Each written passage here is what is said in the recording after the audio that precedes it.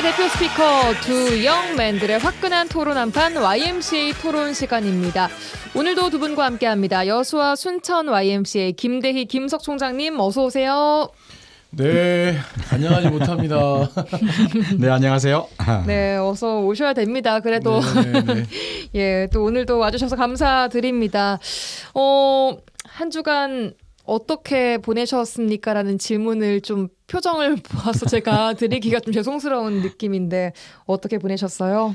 네, 저는 우리 사회가 지금 제대로 돌아가는 게 하나도 없거든요. 그래서 심히 좀 두려운데 아무도 가보지 않았고 매일매일이 좀 두려운 상황이지만 여수 YMCA는 열심히 살아가려고 좀 합니다. 예. 어제 목요일이었죠. 13일 목요일 오후 2시에 우리 가사리 생태교육관이 기존 자전거 대여소를 리모델링해서 카페를 좀 차렸었어요. 가사리 생태교육관은 그 여자만 초입에 여수 동백원이라고 있는데요. 동백원에서 저 여자만 쪽으로 한 3km 가다 보면 있는 곳인데 환경교육센터하고 우리 아기 스포츠단 그리고 여자만 자전거 대여소를 운영하는 곳인데 예. 자전거 대여소가 좀 공간들이 좀 넓어서 그곳을 새롭게 카페로 넣어서 원래 가사리 교육관 오신 분들이 쉴 만한 공간이 없었거든요. 그렇게 해서 좀 쉼과 휴식을 제공하면서 가사리 생태교육관의 환경교육을 좀 활성화시키고자 하는 목적으로 카페를 열었습니다. 그래서 이 카페는 우리 여수 YMCA 직전 이사장님이 계셔요. 스타테크라는 조그마한 중소기업을 운영하시는 박은균 회장님께서 거금을 후원을 하셔가지고 환경교육 활성화를 위한 목적으로 이 카페를 개소했는데 부럽습니다. 네. 순천 YMCA는 거금이란 말에 갑자기 표정이 부러움으로 바뀌셨습니다. 네. 김석 총장님. 순천 YMCA는 노플라스틱 카페를 벌써 운영하고 있거든요. 그래서 저희도 YMCA는 환경교육센터에 자원순환하고 공정무역 개념의 노플라스틱 카페를 열어서 어떻든 환경도 이해하고 친환경 유기농으로 만든 커피나 차도 함께 즐기는 예. 그런 휴식 공간으로 만들고 있습니다. 네, 이렇게 주신 선물도 잘 저는 안 먹겠습니다. 스낵인데 선물 아나운서만 주시고 너무한 것 같습니다. 과자들을 주셨는데 잘 먹도록 하겠습니다. 감사합니다. 자, 김석 총장님은 어떻게 지난 한 주간 또 시간 보내셨습니까? 네, 그 가사리 생태관에 있는 그 쉼인 카페에 제가 또 순천 YMC가 좀 적극적으로 도왔고 또 가오픈 때도 가보고 왔습니다. 예. 그런데 이제 이번 주 내내 지금 열이 나 있고 치통도 생기고 정상이 아닙니다 일단. 그리고 매주 지금 매일 저녁 6시에 그 국민은행 사거리에서 연양동 국민은행 사거리에서 윤석열 즉각 파면 다시 구속을 촉구하는 집회를 계속 외치고 있는데 개인적으로는 또 순천 YMC적으로는 거의 모든 일상이 지금 현재 멈춰 있습니다. 카페 운영 빼놓고는 마비된 상태. 다른 일을 하기가 어려울 정도이고 또 제가 또 한국 YMC 사무총장 협회가 올해 3월에 임기가 끝나는데 그것도 지금 현재 일정을 잡을 수 없을 만큼 굉장히 좀 혼란스러운 상황들이 좀 계속 지속되고 있어서 예. 좀 굉장히 좀 답답한 심정이다. 그럼에도 불구하고 광장으로 시민들이 계속 모이고 있는 상황들을 확인하면서 반드시 국민이 생각하는 대로 상식대로 예. 처리될 것이다라고 하는 믿음을 갖고 있습니다. 네, 이상입니다. 예, 알겠습니다. 자, 본격적으로 이야기를 나눠보도록 하죠. 지난 주말 윤석열 대통령이 석방되고 검찰이 즉시 항고를 포기했습니다. 이제 헌법재판소의 결정만을 남겨두고 있는데요. 원래 오늘 선고가 날 거라는 전망이 좀 우세했었는데 윤 대통령 석방이라는 변수가 또 나오면서 현재 고민 또한 길어지는 것 같습니다. 지역에서는 말씀하신 대로 신속한 탄핵을 촉구하는 또 움직임이 활발해지고 있고 자, 오늘 탄핵 심판 선고를 앞두고 있는 시점에서 우리 사회가 준비해야 할 것들 어떤 것들이 있을지 두 분과 이야기를 나눠보도록 하겠습니다. 자, 그렇습니다. 지난달 25일에 헌재가 변론 종결을 했으니까 2주 후인 이제 늦어도 오늘은 나올 것이다 이런 예상이 있었는데 윤 대통령의 석방 그리고 선고가 좀 늦어지고 있습니다. 이런 부분 어떻게 보고 계세요? 김대희 총장님. 제가 보기에는 오늘 나오지 않는 상황이라면 14일 다음 주 월요일 정도에는 나오지 않을까 좀 생각을 하고요. 늦어도 19일 수요일 이전에는 판결이 날 거라고 봐요. 그동안 이제 내란 혐의가 아니라 일반적으로 그 감사원장권하고 검사 3명에 대한 내용들이 탄핵 기각이 되었는데 여보세요. 예, 흐름상 보면 만장일치예요. 요즘 헌법재판소는 만장일치로 냅니다.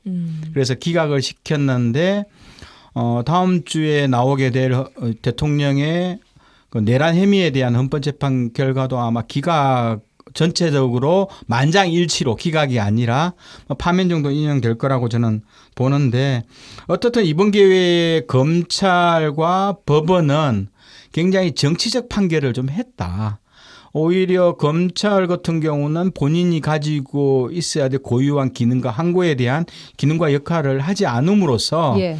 가장 정치적으로 따라갔다는 내용이 되는 거고 정치적으로 따라갔다. 네, 현실적으로 윤석열 대통령의 구속 취소에 내용적으로는 환영의 박수를 쳤다 이렇게 볼 수밖에 없고요.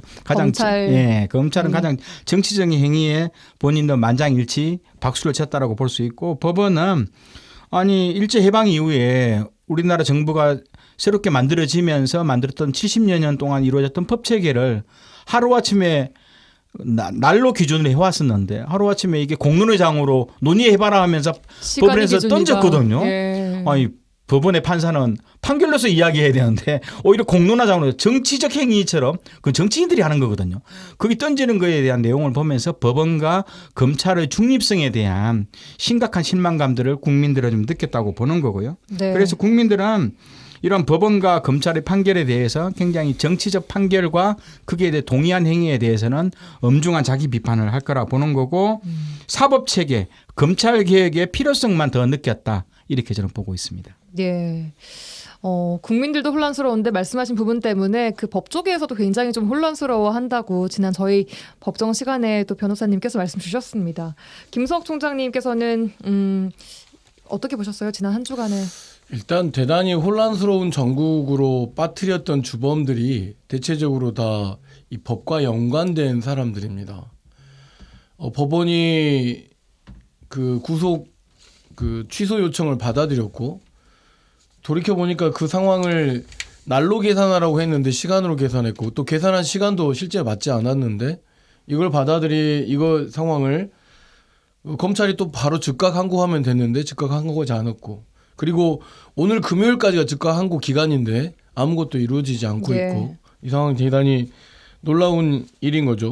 그다음에 헌법재판소가 모두가 다 알다시피 최장시간 지금 그동안의 대통령에 대한 헌법재판 탄핵 심판 관련해 최장시간에 걸쳐서 선고하지 않는 사례를 만들어버렸습니다. 그러니까 오늘 선고가 난다 했더라도 오늘이 벌써 17일째이기 때문에 최장수기 기간이라고 하더라고요. 맞습니다. 예. 그런데 이제 저는 이 지점에서 우리가 헌법을 좀 잘 들여다봐야 된다고 생각하는데 헌법에 헌법 기관이 5개가 있어요. 국회, 정부, 대법원, 그다음에 선거관리위원회, 헌법재판소.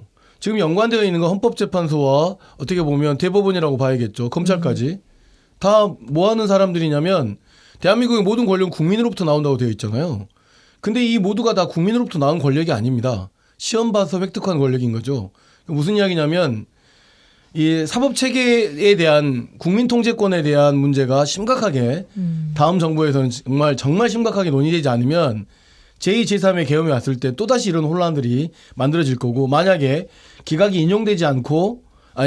인용되지 않고 기각돼 버린다고 한다면 뻔하지 않습니까? 반드시 윤석열은 제2, 제3의 계엄을 할 것이라는 게 많은 정치인들과 관계자들의 그 합리적 의심입니다.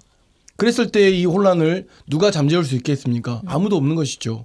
그렇기 때문에 이 문제와 관련 대한민국을 앞서 김대희 총장님도 말씀했지만 판사 한 명이 검사 한 명이 판단하라고 주어진 자기 역할을 하지 않고 정치적 혼란으로 내몰아서 국민들을 이번 주 토요일 날 아마 엄청난 혼란이 있을 겁니다. 그렇죠. 이것을 야기시킨 이 정말 말도 안 되는 일에 대해서 정말 반성은 하고 있을까 또는 생각은 하고 있을까 좀 조심스럽게 생각해 봅니다. 네, 말씀하신 대로 주말 동안도 사회적 혼란과 좀 불안이 이어질 거라고 보는 시각이 많이 나오고 있는데 파면 사유가 명확해 보이는 듯도 한데 왜 이렇게 길어진다고 생각하세요? 김대희 총장님? 김석 총장님? 네, 아무래도 심사숙고를 하는 것은 지극히 당연한 것인데 이 법원과 그리고 또 검찰의 이런 영향들 그다음에 내란 세력 그다음에 극우와 결탁한 국민의힘 뭐 이런 사람들의 그 역량과 내용이 영향을 미치고 있다라고 봐야겠죠. 미치고 있다. 그런 것이 미치고 있지 않다고 한다면 진행 과정이라도 좀 공개한다거나 이렇게 해야 되는데 아니면 선고 기일이라도 좀 만들어 놓는다거나 라고 해야 되는데 굉장히 좀 국민을 불안에 빠뜨리고 있는 것이죠. 이건 알겠습니다. 헌법재판소가 가지고 있는 본래의 기능과는 전혀 거리가 먼 상황입니다. 예. 굉장히 좀 중대한 일이라고 중대한 사안이라고 알고 있기 때문에 그럼 중대한 사안은 어떻게 됩니까? 대한민국 굉장히 위기에 빠진 문제를 빨리 어떤 결정이든 빨리 결정을 내려야 되는 게 맞죠. 그러면 선고기를 지정하고 국민들로 하여금 그런 부분에 대한 대비를 할 수 있게끔 해야 되는데 너무 숙고 기간이 길어지는 것으로 인해서 대한민국을 더 혼란스럽게 만들고 있다고 생각합니다. 그럼 제가 보기에는 어떻든 이게 국민이 완전 양분되어 있는 측면 속에서 예. 만장일치로 갈 거거든요. 만장일치로 가기 위해서 좀 더 내용적으로 다듬는 기간이라고 좀 봐야 되는 거는 봅니다. 알겠습니다. 만장일치라고 확신을 자꾸 하시는데 아니면 어떡해요, 김대희 총장님. 저는 만장일치 안 해도 된다고 생각하고 어쨌든 빠르게 선고를 기일을 잡는 게 중요하다고 생각합니다. 5대3 이런 얘기도 나오고 있거든요. 지금 예. 뭐 감사원의 이번에 국회에서 그 감사원장에 대한 그 탄핵 심판권, 중앙지검 예, 마찬가지죠. 그리고 뭐 예. 검사 3명에 대한 도이치모터스 주가 조작에 대해서 미수사한 부분에 대한 내용도 만장일치거든요. 예. 저는 이런 것은 오히려 6대2, 뭐 5대3 이렇게 나올 줄 알았는데 만장일치로 기각을 시켰거든요. 그럼 예. 뭐냐 하면 국민적 관심이 있는 주요한 사건에 대해서는 주로 만장일치로 가는 경향이 강한 거고요. 특히 대통령 탄핵에 대해서는 헌법재판소 내에서도 만장일치로 역사적 기록을 남겨야 되기 때문에요. 8대 0일 것이다. 네. 알겠습니다. 가다듬는 과정이다 이렇게 보시면 될 것 저는 같습니다. 김대희 총장의 말씀이 꼭 실현됐으면 좋겠고 그런 마음이 이 방송을 듣고 있는 많은 사람들이 대다수가 또 그렇게 생각하고 있지 않을까 싶고요.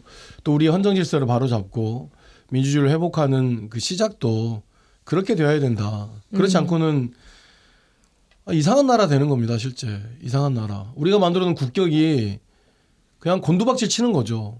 굉장히 위험한 상황이라고 생각합니다. 알겠습니다. 자, 이렇게 아까 말씀하신 선고가 좀 지연되는 거에 대해서 국민의힘이나 이런 여당의 움직임도 영향을 미치고 있다라고 말씀 주셨는데 국민의힘에서는 지금 민주당의 줄 탄핵 때문에 늦어지고 있다 이렇게 주장을 하고 있거든요. 어떻게 생각하세요, 김석 총장님?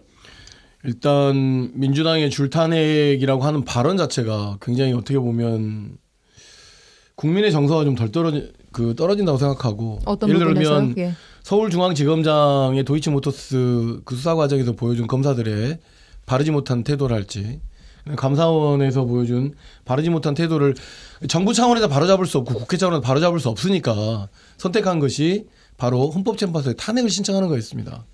사실은 그 전에 정화작용이 있어야 되는 게 맞는 것이죠. 그러니까 이건 민주당이 줄탄핵의 문제가 아니라 이미 정부가 이런 잘못된 관행을 바로잡을 수 있는 그런 능력과 어떤 상실해버렸다라고 하는 것을 드러낸 내용 가운데서 국회나 국민이 취할 수 있는 마지막의 선택이 헌법재판소에 탄핵을 요청하는 것이었기 때문에 굳이 안 가고 정화돼서 사퇴시키고 또는 사퇴하고 반성하고 사과하는 정말 정상적 국가가 운영됐다고 하면 이런 일이 벌어지지는 않았을 거라고 보이는 거죠. 물론 민주당의 이 많은 탄핵들이 다 옳은지 아는지에 대한 것들 민주당이 탄핵하는 문제가 아니라 결국은 헌법재판소에서 심판을 하지 않습니까? 예. 그런 문제에 던져진 것. 그러니까 대한민국의 정치와 정부의 운영과 관련된 부분들이 헌법재판소에 계속 던져지는 문제는 좋은 사례는 아니라고 생각하지만 이 상황은 민주당이 줄 탄핵 때문이 아니라 윤석열의 무능과 그다음에 윤석열 대통령의 잘못된 정치 운영과 국정 운영과 이런 것 때문에 만들어진 거라고 봐야겠죠. 예. 김대희 총장님. 제가 보기에는 윤 대통령에 대한 헌법재판소의 탄핵 심판 선고가 늦어지는 것은 국민의힘 때문에 늦어지는 거거든요. 오히려. 네, 예. 이게 감사원이나 그 정치적 검사 3인에 대한 탄핵 심판 때문에 늦어진 게 아니라요. 예. 오히려 감사원하고 검사들의 이 본래 고유한 그 조직의 기능과 역할에 대해서 정치적 편향성에 대해서 국회가 문제 제기를 한 거고 예. 그럼 국회는 예산에 대한 심의권, 법률 제정권 그리고 행정부 주요 고위직에 대한 파면 권한을 예. 정확하게 가지고 있죠. 네. 책임을 물은 거고 오히려 거기에 대해서 온몸으로 저항했던 국민의힘 때문에 예. 헌법재판소의 기능이 오히려 멈춰지고 지연되는 측면이 있는데요. 그리고 이것은 감사원과 검사들의 역할과 기능 문제는 이 내란 사건의 우두머리인 내란 심판과는 근본적 관계가 없는 거예요. 맞습니다. 오히려 지금 내란 심판의 우두머리인 윤석열 탄핵이 늦어진 거에 대해서도 국민의힘이 적극적으로 방해 공작을 하고 있는 거 아니에요. 헌법재판소한테 판결을 하지 말아라고 주장하고 있는 거고 예. 그런 것 때문에 이루어지는 거고 그럼 대체적으로 이것은 당사자가 국회인 거예요. 그럼 여당과 야당을 떠나서 여당과 야당은 모두 국회의 주체거든요. 예. 그러면 본인 국회의 권한과 기능에 침범했던 이 내란의 과정들 그리고 또 국회의 권능과 판단을 무시했던 감사원이라든가 검사들 이 기능에 대해서 신속한 입장을 펴주는 것이 국민의힘은 국회의 일원으로서 자기 역할인데 오히려 검사와 한 몸이고 정치적 편향성에 길들여져 있는 감사원 그리고 내란의 우두머리인 윤석열 대통령과 모든 의견을 같이 하는 국민의힘 때문에 오히려 헌법재판소의 선고가 늦어졌다고 봐야지 이게 민주당의 줄탄핵 때문에 됐다라고 보기 힘든 거죠. 예를 들어 줄탄핵이라면 이번 최상목 권한대행도 탄핵시켜야 됩니다. 왜? 맞습니다. 헌법재판소에서 마은혁 재판관 후보자를 당장 지금 임명하라고 했음에도 불구하고 지금 며칠이 지났습니까? 예. 오히려 이것은 명백한 100% 탄핵 사유임에도 불구하고 민주당은 탄핵 조치를 아직 안 취하고 있는 거거든요. 그렇기 때문에 이것을 뭐 예. 줄탄핵이라고 말하기에는 문제가 있다라고. 저는 자, 국회는 국회의 일을 하고 열심히 일했다고 보고 정부는 정부대로 열심히 일했다고 보기 어려운 거고 헌법재판소는 이와 관련된 탄핵이 계속 연결된 심판들이 계속 이루어지기 때문에 부담은 있을 거라고 보여집니다. 네, 그런데 어제 나온 결과 보면 감사원장과 검사 3명의 탄핵 선고가 이제 기각됐단 말이죠. 사실 이 기각 결과가 윤 대통령과 그 대통령실에서는 환영한다 입장을 이제 내고 있습니다. 좀 고무된 모습을 보이고 있는데 어떻게 보셨어요, 김대희 총장님? 제가 보기에는 저도 일정 부분 좀 기각을 예상을 했었어요. 내란 행위처럼 완전 명확한 우리가 분명한 불법적 사실 이게 있다면 충분하게 될 건데 이 감사원 영역하고 검사 3인에 대한 내용은 검찰의 수사 결과들이 공유되지 않았거든요. 예. 헌법재판소 재판관들도 어떤 불법적 사실인지를 왜 검사 쪽에서 자료를 안 줬기 때문에 감사원 자료를 안 줬기 때문에 정확하게 몰랐던 거죠. 그렇기 때문에 일정 부분은 어떤 불법적 행위 사실에 대해서 명확성을 강구하는 헌법재판관의 특징상 아마 기소 기각을 하기에는 상당히 좀 무리가 있을 거다 봤고 하지만 이제 내란 행위에 대해서는 검찰이 모든 수사를 줬잖아요. 그리고 무엇이 불법인지를 TV에 모든 국민들이 직접 봤고 그런 명확한 내용이 있어서 내란 행위에 대한 판결보다는 이 감사원장과 검사 3인에 대한 내용은 불법적 행위에 대해서 좀 더 불확실한 국회의 변호인들의 말에만 의존할 수밖에 없는 불확실성이 좀 있지 않았는가 생각을 해요. 근데 이제 일단 비상계엄의 선포 명분 중에 하나가 감사원장과 검사의 탄핵 시도도 있었잖아요. 근데 이게 기각됐다는 것은 사실 비상계엄이 좀 정당하다는 논리에 힘을 실어준다라고 또 해석할 수도 있잖아요. 제가 대한민국 헌법을 다시 읽어드리면 예. 비상계엄은 국가가 전시나 소유 다투가 있을 때만 벌어지는 행위이기 때문에 그거는 윤석열의 입장인 거죠. 본인이 예. 계엄의 이유가 아닌 것으로 계엄을 일으켰다라고 하는 것을 반복하는 것이고 방금 이야기한 것처럼 그 검사에 대한 탄핵과 감사원장에 대한 탄핵 문제가 그것은 헌법재판소가 가지고 있는 고유의 독립성과 공공성이 존중받았다고 봐야 됩니다. 예. 무슨 뜻이냐면 앞서 이제 김대희 총장이 말씀하신 것처럼 증거에 대한 문제, 절차에 대한 문제, 뭐 이러저러한 복잡한 점이 있지만 어쨌든 헌재가 만들어진 것 자체는 1987년 유월항쟁 이후에 헌법이 재편되면서 만들어진 거거든요. 이거를 예를 들어서 검사의 탄핵을 예를 들어서 기각했다고 해서 이걸 수용하지 않는 게 아니잖아요, 국민들이. 예. 근데 윤석열이나 내란 세력들은 이거를 수용해 버리는 거잖아요, 반대하고. 예, 그런 차이라고 봐야겠죠. 예. 근데 실제로 어쨌든 이게 별개일 것이다. 영향을 미치지 않을 것이다. 예. 실제 공무원의 파면 행위는 누가 이 파면을 시켰냐에 따라서 법원과 헌법재판소의 판결을 다 받도록 해놨어요. 예. 이게 법적 절차거든요. 예, 예. 근데 그 과정을 예서 밟고 있는 과정 속에서 대통령은 그걸 중심으로 내란을 할 수가 없는 그 자체가 불법이니까요. 알겠습니다. 충분히 이건 법원과 헌법재판소가 그 정당성을 판결하는 절차가 있는데 절차 과정에 돌입하기 전에 오히려 가능성을 보고 내란을 일으켰다는 것은 문제가 있는 거죠. 참고로 지금 저희 둘이 너무 흥분해서 이야기하고 있는 것 같은데 제가 좀 약간 캄다운 시켜드리려고 이 반대 입장도 이런 네. 주장이 나오고 있다라는 것을 질문을 드렸습니다. 자, 이렇게 윤 대통령의 석방 이후에 지역 여론의 움직임은 어떻게 읽고 계세요, 두 분? 제가 보기에도 뭐 분노하죠. 실제로 검찰이 즉시 항고 포기 결정 내렸던 거에 대해 가장 분노한 거죠. 검찰이 모든 법과 조직의 기능상 가지고 있는 모든 권한들을 아니 죄가 있거나 불법적 사실이 있거나 아니면 본인이 충분하게 항소를 해서 법적으로 다툴 수 있음에도 불구하고 그걸 포기했다는 것은 검찰 그 자체를 역할들을 포기한 것이기 때문에 국민들은 분노를 하는 거고요. 예.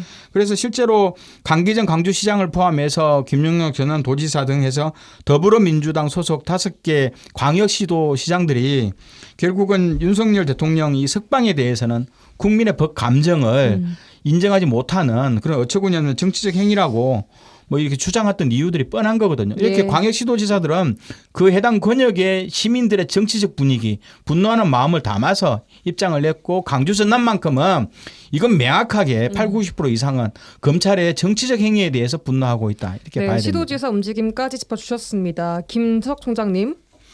네, 뭐 크게 다르지 않습니다. 김대 총장님과 이야기가 뭐 계속 반복될 것 같으니까요. 예. 그러니까 기영민들을 일상적 지역민들은 대체적으로 다 비슷하게 좀 생각하고 불안해하고 있는 것 같습니다. 그 불안과 사회적 혼란이 한쪽에서는 뭐 이재명 암살 시도 이런 얘기까지 나오면서 양 극단이 굉장히 좀 네. 대립하고 혼란이 주말 사이 더 커질 것 같단 말이죠. 이게 광장을 양쪽 극단이라고 표현하는 것을 이제 언론의 입장에서 얘기가 되지만 이 광장이 폭력과 결합되어 있느냐 아니면 평화적 방법으로 결합되어 있느냐 중요하거든요. 한쪽은 폭력을 옹호하고 있고 부추기고 있는 것을 광장이나 공론이라고 보기는 어려운 거죠. 실제 국민들은 다른 광장에 있는 것이죠. 탄핵을 찬성하고 빛으로 그다음에 촛불로 함께 연대하고 있는 이 평화적 방법이 공정과 만나야지 이 폭력을 옹호하는 방법이 공정과 만나서는 안 된다고 생각하기 때문에 양쪽이 분열돼 있다라고 하는 것도 맞지는 않죠. 대다수의 국민들은 윤석열이 탄핵되기를 바라고 있습니다.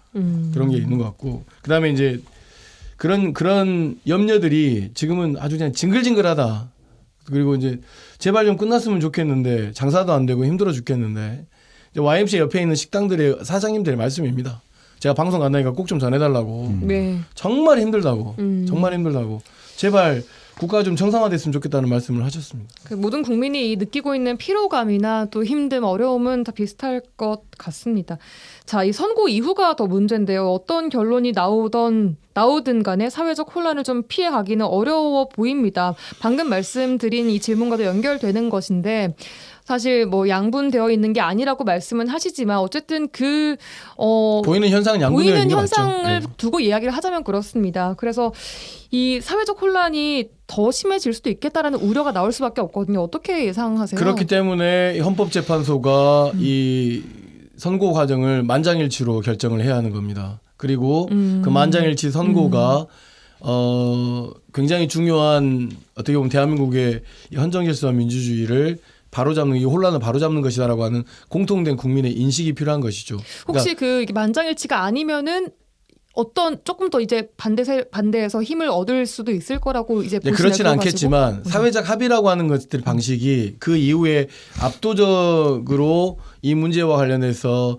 비상계엄이 잘못됐다, 내란이었다, 친일 쿠데타라는 것들이 그렇게까지 정의되지 않으면 앞으로 향후 굉장히 긴 시간 동안 송유라 아나운서가 이야기한 것처럼 파면 이후가 문제라고 하는 것은 단순하게 짧은 기간의 문제가 아니라 긴 시간 동안 생각했던 것처럼 양분화되고 이념화되고 그다음에 우리가 한 번도 보지도 못하고 책으로도 읽지 못한 파시즘 정부의 출현 또는 파시즘 정당의 출현을 보게 될지도 모를 것 같습니다.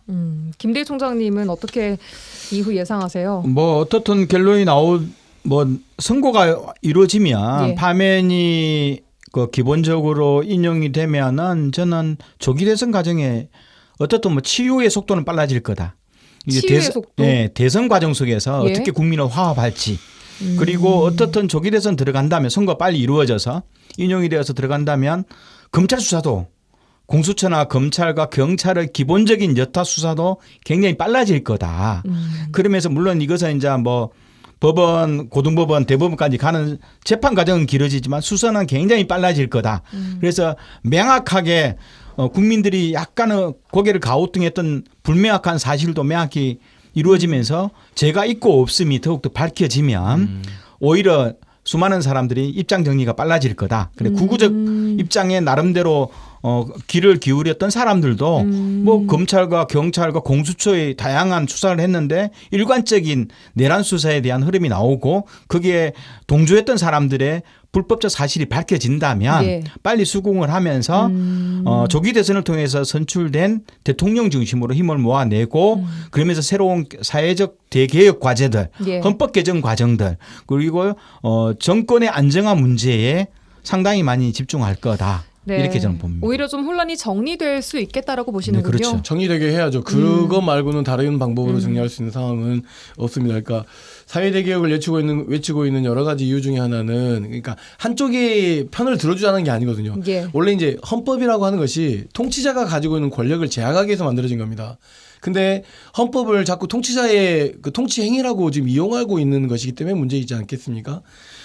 어느 시대에 지금 비상계엄이 벌어질 대한민국의 상황도 아니기 때문에 이 사회적 혼란을 잠재우는 것도 국민이어야 되고요. 예. 국민이 만들어낸 절차와 그러니까 빠르게 선고 과정이 이루어지면서 그다음에 김대중 총장 말씀하셨던 것처럼 내란 수사가 발빠르게 이루어지지 않았기 때문에 지금 이런 일들이 벌어지는 겁니다.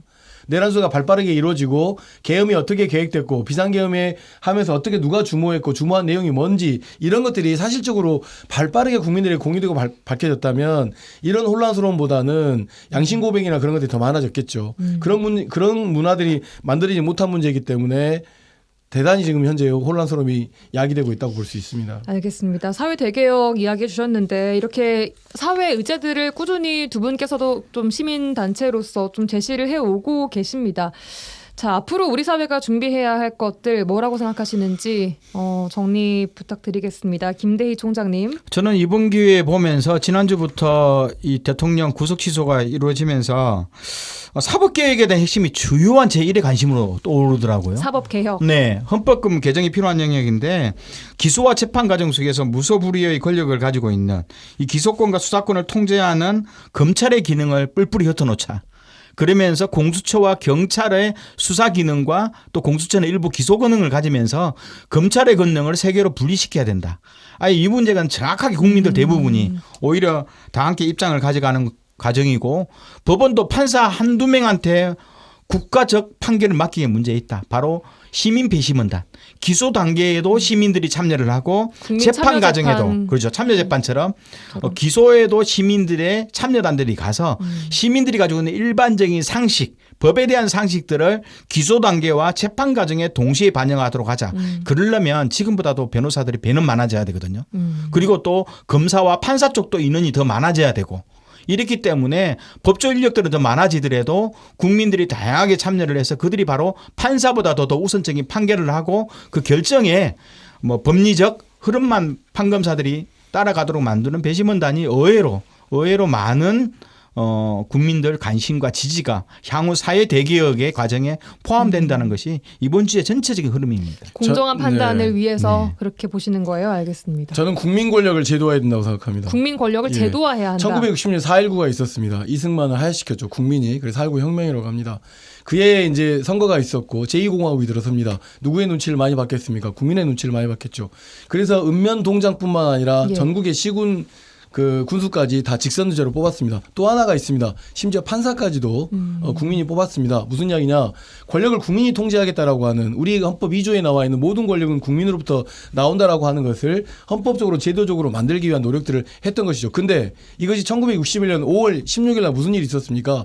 바로 박정희가 쿠데타를 일으켰습니다. 6개월도 되지 못한 상황에서 우리가 그렇게 직선으로 뽑았던 어떤 굉장히 좋았던 제도들이 깡그리 무너졌습니다. 제1번이 국회 해산이고 지방의회의 해산이었습니다. 무슨 이야기냐면 사회개혁에 여러 가지 다양한 요구들이 있지만 국민 권력이 국민이 통제할 수 있는 제도를 우리가 받아들여야 된다는 것입니다. 그렇기 때문에 비상계엄에 대해서 한번 좀 돌이켜보면서 비상계엄이 있었을 때 무슨 일이 있었는지 비상계엄 다음에 반드시 연관은 독재입니다. 그러니까 윤석열 대통령의 비상계엄은 국민이 실패시켰지만 만약에 성공했다면 바로 독재로 이어지는 길이었을 것이라고 생각하는 것을 유념하면서 이 상황을 반드시 직시하면서 국민과 함께 이런 이야기들을 서로 이야기 나누고 그럴 수 있으면서 진짜 필요한 우리가 꿈꾸는 세상이 뭔지 일하고 싶을 때 일할 수 있고 농사 지을 때 농사 지을 수 있고 공부하고 싶으면 공부할 수 있는 아주 상식적 세상이 좀 될 수 있도록 함께 힘을 모았으면 좋겠습니다. 국민에게 권력을 더 많이 부여하는 제도화해야 된다. 제도화해야 네. 한다. 알겠습니다. 자, 오늘도 두 분과 함께 여기까지 이야기해봐야 될 것 같습니다. 여수와 순천 YMCA 김대희 김석 총장님과 함께했습니다. 고맙습니다. 네, 감사합니다. 네, 감사합니다.